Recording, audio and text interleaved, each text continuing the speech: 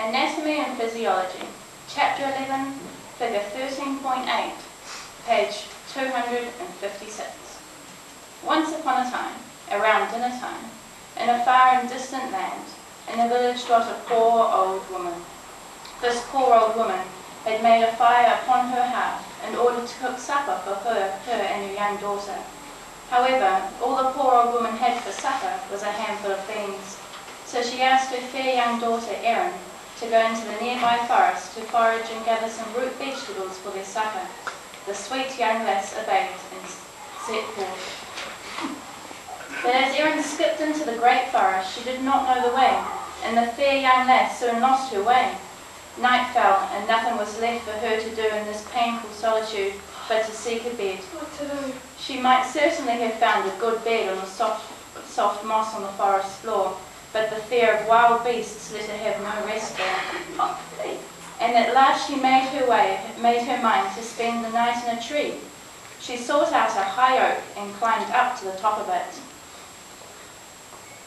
But what did Erin find in the tree but a giant peanut?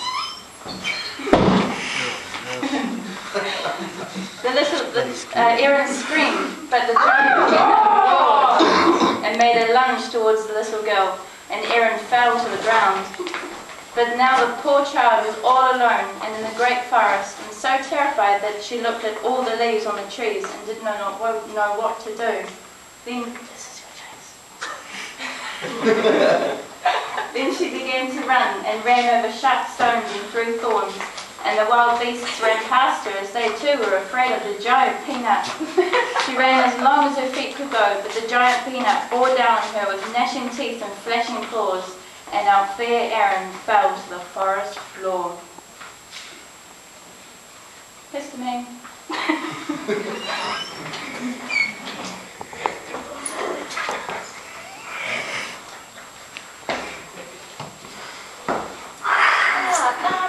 What we can see here is histamine rolling in from the west, and causes what looks like some pretty bad weather.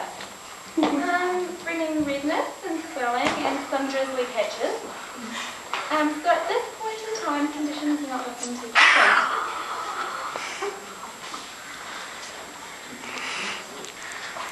A paramedic patrolling the forest was riding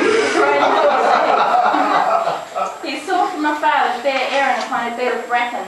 He lifted her up, looked to see whether he could find anything poisonous, unlaced her, combed her hair, washed her with water and with wine, but it was all of no use. The poor child was dead and remained dead.